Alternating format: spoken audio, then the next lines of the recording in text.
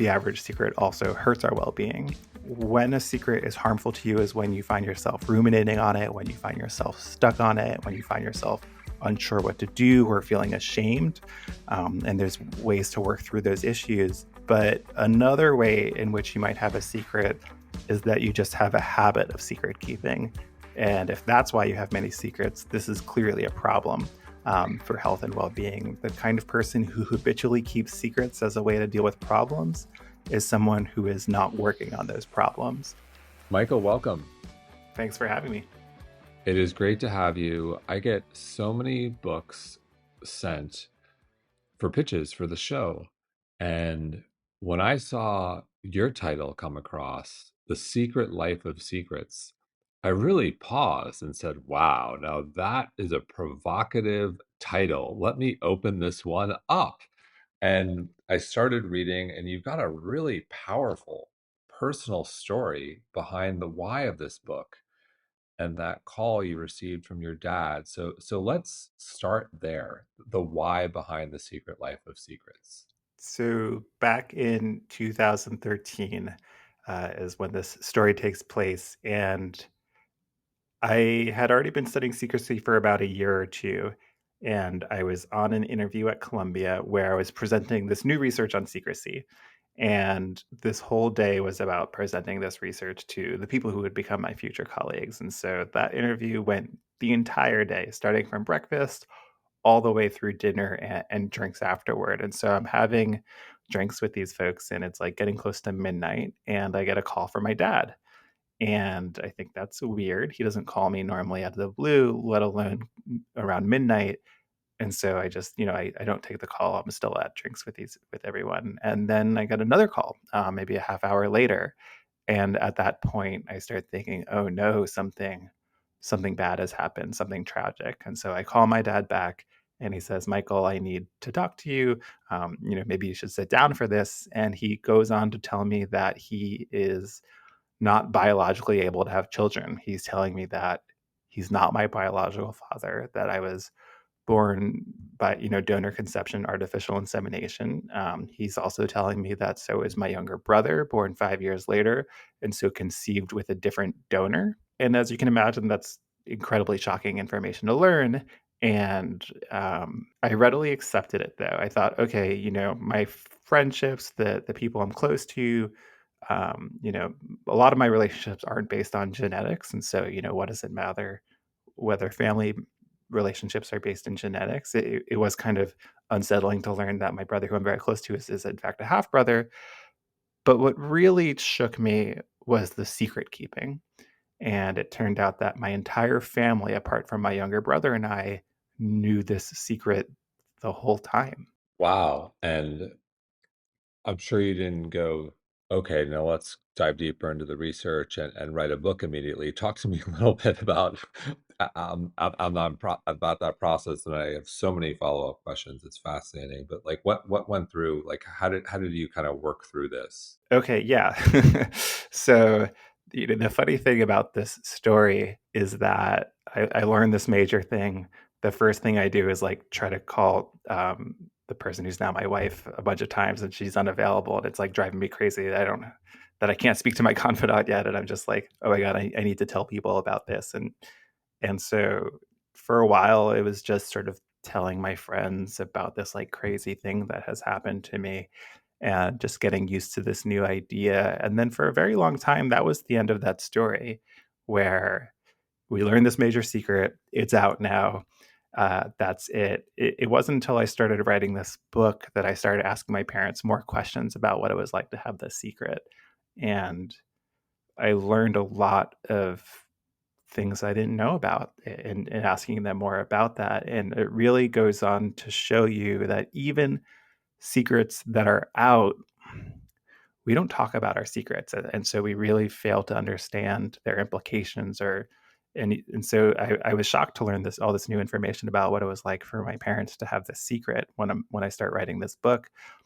One of the most surprising things, or first of all, they told me what it was like to have that secret, something I did not ask about them years ago.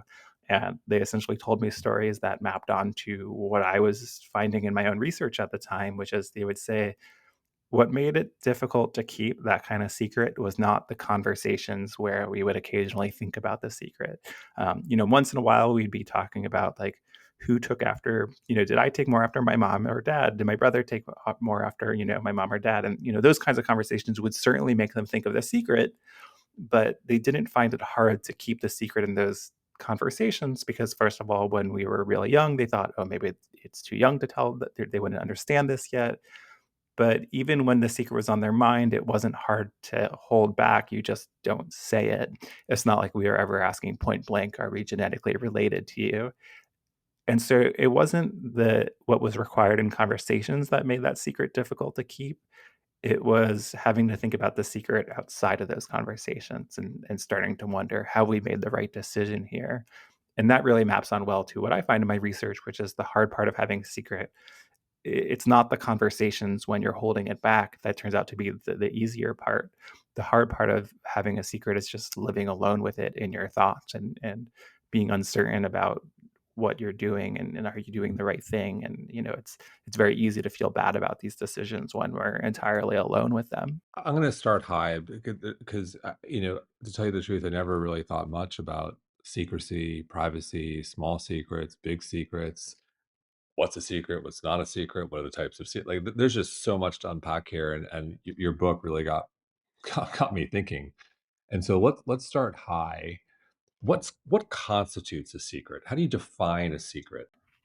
So the definition turns out to be important here. And so I define secrecy as the intention to withhold information from one or more people.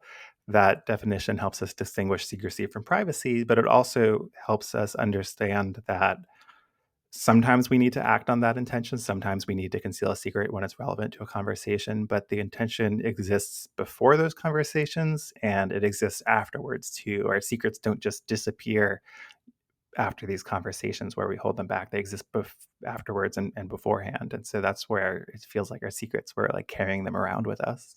And what's the distinction between, in your mind, the fine line between secrecy and privacy?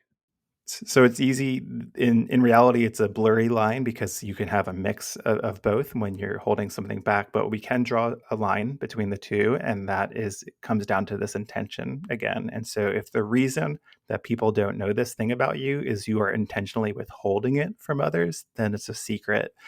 Things that we consider private is something we would be willing to discuss if we were talking to the right person or the setting was appropriate. So people, a lot of conversations around sex don't feel appropriate in all situations, or even talking about money, but that doesn't mean you have secrets around those issues. If the reason people don't know this thing is because you're specifically holding it back, then it's a secret rather than just merely private. And you just mentioned sex and money. What are some of the most common secrets we keep? Yes. So sex and money are also common secrets too. Those are both things that we will often consider private and not talk about, but we also have specific secrets around sex and money. Those are among the most common secrets. Also, secrets about romantic desire while single. Another common secret is you are in a relationship and you have some kind of romantic thought about another person. I call that extra relational thoughts. Family secrets are common. Ambitions are a common secret. Do you distinguish between, okay, big secret, small secret? So this is important. Before my research, the way people studied secrecy was they would study just one secret at a time. And so the reason why that doesn't get you very far is, that prior research would be asking, is secrecy bad or good? But the reality is that there's not just one kind of secret. And so when I do my research, I study people's entire set of secrets, both the small ones and the big ones.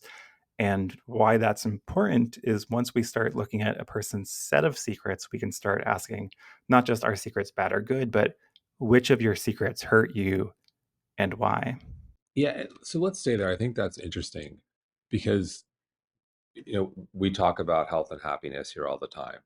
And so I think for some people there are secrets they're keeping where there's a benefit. And for other people that secret is has no benefit. It's hurting them, whether it's their mental health or physical health. It's all connected here. That's what we believe. So how do you think about that? Like what's going on in the brain? What's going on in the body when we're keeping a secret that is weighing on us. We feel the weight versus a secret that we're benefiting from. It's better kept with ourselves. How do you think about that? Right. So when people keep secrets, they're trying to protect something. Maybe they're concerned about how people will think of them, or they're concerned about their reputation. So they're protecting themselves in that sense. But also, we might be trying to protect other people who could be hurt by the secret, or our relationships with those people if we think that could somehow damage our relationships if this information came out. So in all cases, people are trying to protect something. And so in most cases, people are protecting whatever this thing is that they're protecting, except there's this downside where the average secret also hurts our well-being. And so there are worlds where we haven't certainly calibrated this correctly, where the benefit we think we're getting is not as great as we think it is, and the cost is greater than we think it is.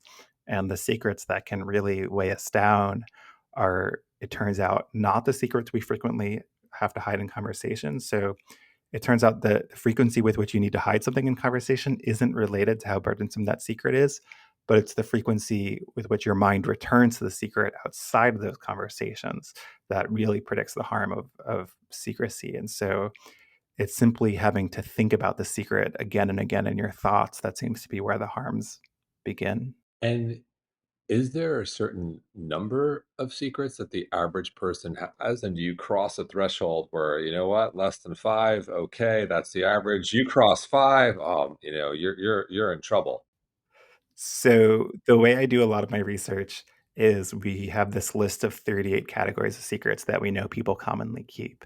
And we know that this list really comprehensively covers what people typically keep secret, because when I show it to people, um, the average person, 97% of people have at least one secret from the list right now. The average person has 13 secrets from this list of 38 at any given time. Again, remember, this includes small ones and big ones. It's not like we have 13 big ones at all times. But so what does it mean if you look at this list and you have less than 13, or more than 13? It's not necessarily a problem to have a secret. No particular secret necessarily is harmful to you. When a secret is harmful to you is when you find yourself ruminating on it, when you find yourself stuck on it, when you find yourself unsure what to do or feeling ashamed. And there's ways to work through those issues. But another way in which you might have a secret is that you just have a habit of secret keeping. And if that's why you have many secrets, this is clearly a problem for health and well being. The kind of person who habitually keeps secrets as a way to deal with problems is someone who is not working on those problems. Um, if you just push them away and you're too afraid of opening up and you think people will respond in the worst way to your disclosures, you're not having the conversations you need to be having to work on these things that you're keeping secret. So on the list of 38, what was the most surprising for you when you're doing this research? You say, wow, that made the list, really? I could tell you the one that I was surprised that made the list. And when we made this list of these 38 categories of secrets, I never we were just trying to document what secrets are most commonly kept. I didn't know at the time that I would then use this list in every single one of my studies. One of the categories that it's like, wait, what? That's one of the categories. Is not currently having sex. That turns out to be as a common secret that people keep, or it feels like a secret when that's your situation. We think about all these secrets about sex, but not about no sex. So that was certainly a surprising one. And on that subject, infidelity is on there. To me, it seems like that one would tremendously weigh on someone if they're keeping a secret about infidelity. But what does the science say around infidelity and secret keeping, and how common that is and what it's doing to someone or family? So it turns out that this is not an uncommon experience. So 1 in 3 people of the thousands of people I've surveyed say at some point in time they've committed infidelity. And so it's important to know that doesn't mean 1/3 of people right now have cheated on their partner that they're currently with. This could be a prior relationship. but we're talking about in their lifetime, people, 1/3 of the people say there's a point at which they've committed infidelity. Of those people, about a third say they eventually do confess it. Another third say they don't reveal it to their partner, but they reveal it to a third party. They confide in someone else. And then the last third keep it entirely to themselves, a complete secret. And so it's a common experience. It can weigh on you like any other secret. And so it's the kind of secret that we often find hard to deal with on our own, and often can find ourselves ruminating on it and not sure that we've made the right decision. It's also one of the most complicated decisions that you could make when it comes to revealing a secret is, should you reveal this to your partner? This is probably the hardest version of this question, because you might be getting it off your chest, you might be lightening the load for you at the same time as making your partner feel a whole lot worse, or perhaps even damaging the relationship irreparably. This could destroy the relationship. And so a question that many people often face is whether they should reveal this to their partner. You're touching on confessing and confiding. And so, in terms of benefits, I think you touched on that, but if you could be more specific, how you think about the benefits of confessing and confiding, and how does one identify the right person to confess or confide in? So whether it's confessing or confiding to the person you hurt or just to someone else, like how do you think about other benefits just telling someone? If you're revealing a secret to a person you're keeping that from, I call that confession. If you're revealing it to someone else, I call that confiding. And so let's talk about confiding first, because it's less complicated, and we can do confession after. So confiding a secret in someone, that usually pays off pretty well, because you get to talk about the secret with someone without revealing it to the person you're keeping it from. And so we see the average experience of confiding a secret is that people feel like they get something really helpful out of it. Maybe it's validation, maybe it's advice or guidance, maybe it's emotional support, maybe it's just someone listening and sort of saying, yeah, that's tough, and I'm here for you. Whatever it is, people feel like they usually get something out of confiding a secret, and it seems that a little help seems to go a really long way. One reason why people get so much out of confiding might be because they're choosing the right people to confide in. And so, who turns out to be a good confidant? People who are compassionate turn out to be really good confidants, as you could imagine. These are people who are caring, not judgmental, empathic. These people have a lot to offer when it comes to confiding a secret. But then also, people will feel that they get a lot out of confiding to assertive people. People like to confide in people that they see as assertive. And that's because this is someone who's going to push you to do the thing that you need to do. As far as things that make someone not as good of a confidant, one thing you don't want to do is confide a secret in someone who will be totally scandalized by what you're telling them.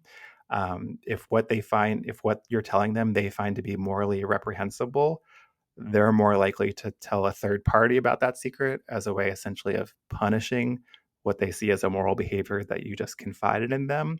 So you want to choose someone who will have a similar set of morals as you do.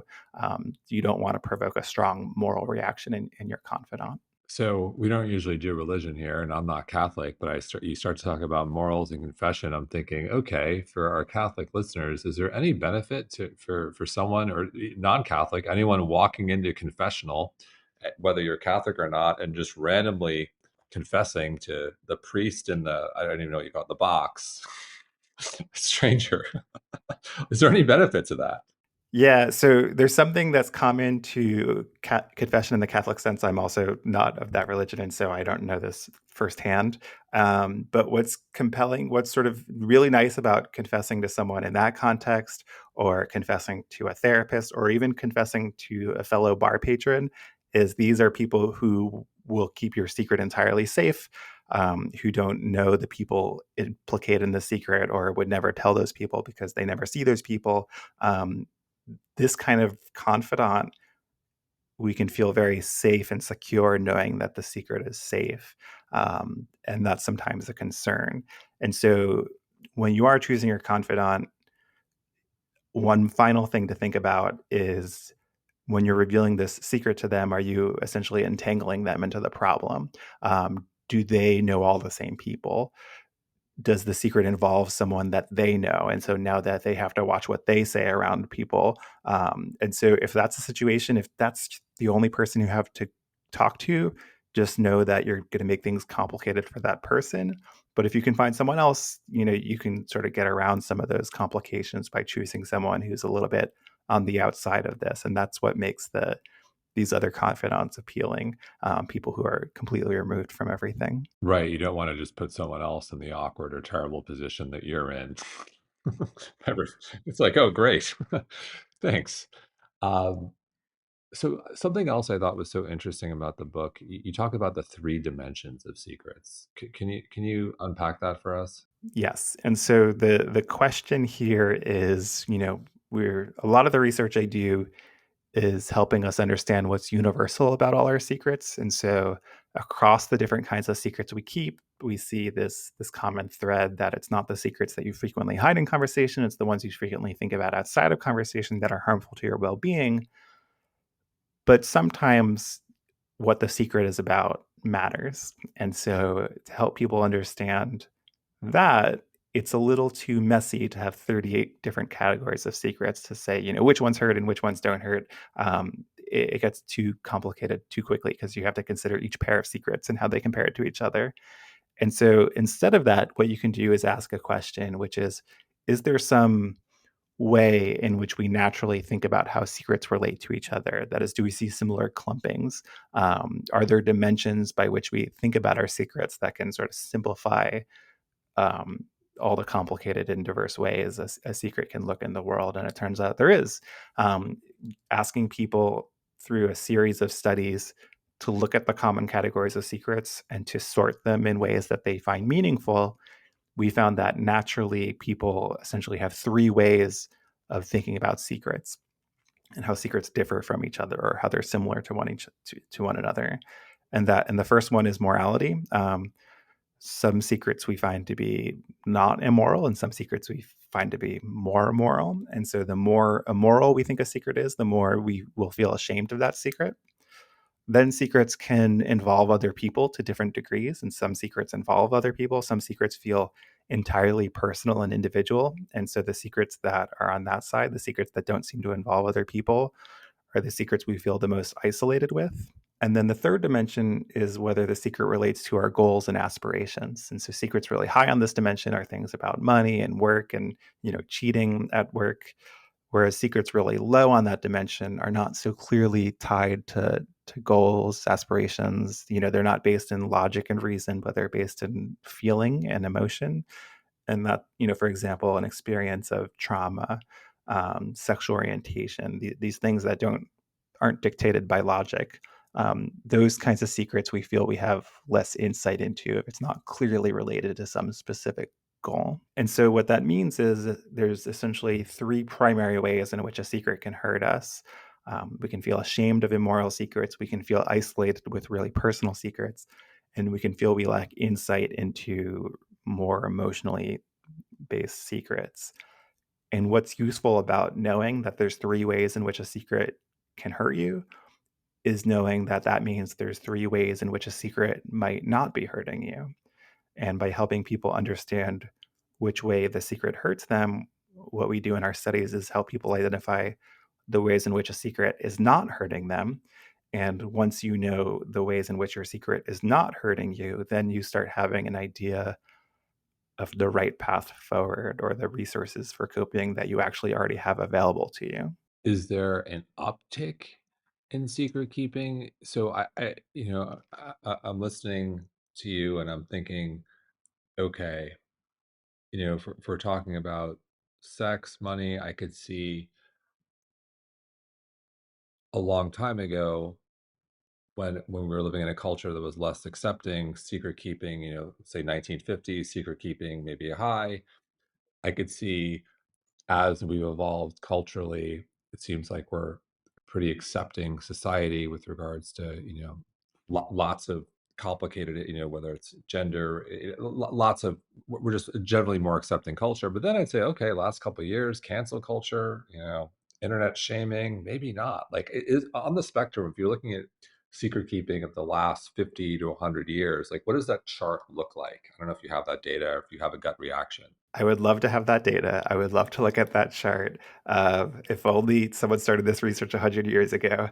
Um, but I think you're right. I think there's ways to imagine where secrecy is getting lower, but I think there's ways to imagine where secrecy, that's being balanced out by something, by more secrecy in some other domain. If we think about things like abortion, clearly that's something people kept secret more in the past, and like, and partly it's because laws change, and there's, we can think of things that change, whether how common an experience is and how common of an experience we have about talking about this.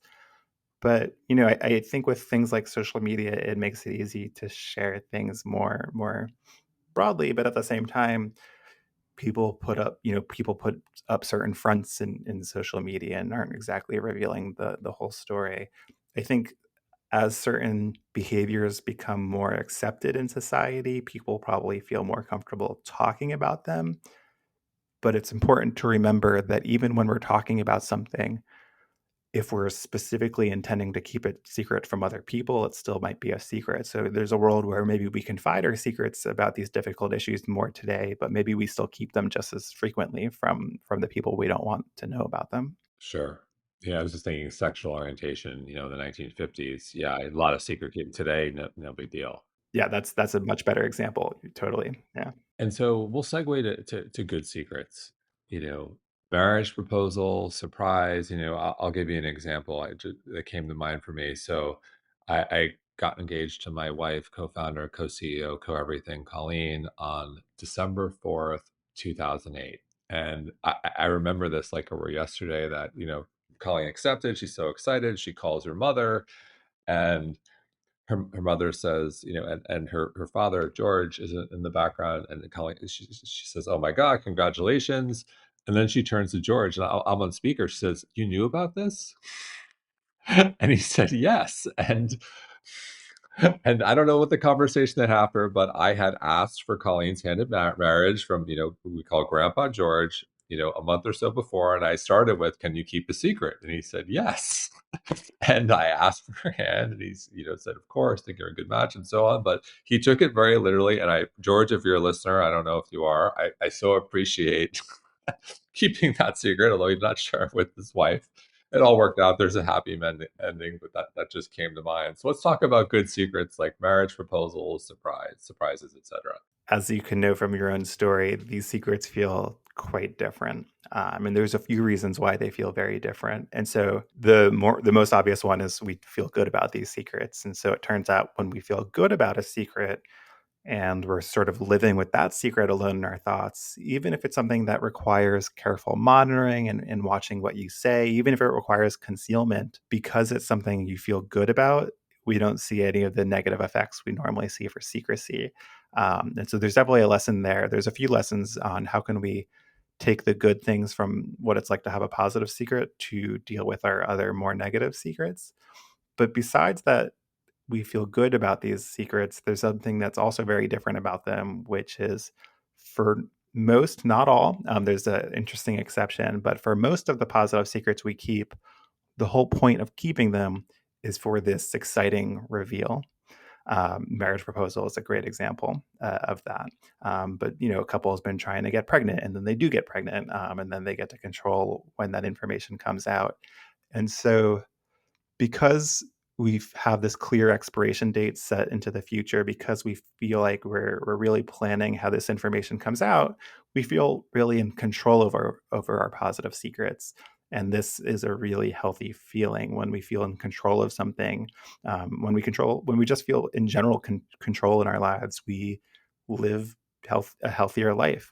When we feel like we control our lives, we are better at coping with life stressors. People who feel in control live longer. It's a really fundamental feeling for health.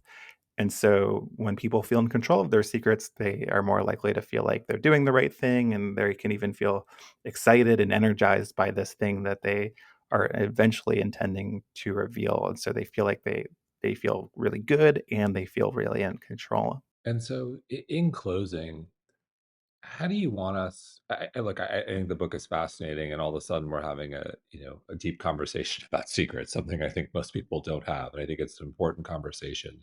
What is your hope with the book? How do you want everyone to be thinking about secrets? We get so used to not talking about secrets that we will have some misconceptions about what they do and how they affect us. And we're not always aware of the harm that they can bring. And so I want people to sort of have a better understanding of what secrecy looks like in the world and how our secrets harm us. If there's a secret that is bothering you or upsetting you, this is something that you don't have to do alone. And quite often, the solution is finding someone to talk to and finding the right person to talk to. And once you do, it turns out that a single conversation can make a world of difference. And so that's certainly something I hope for people to take along with the many other things in that book. And you're not alone. Absolutely. As isolating as it can feel to have a secret, we all keep secrets and we all keep the same kinds of secrets. Fascinating. Michael, thank you so much.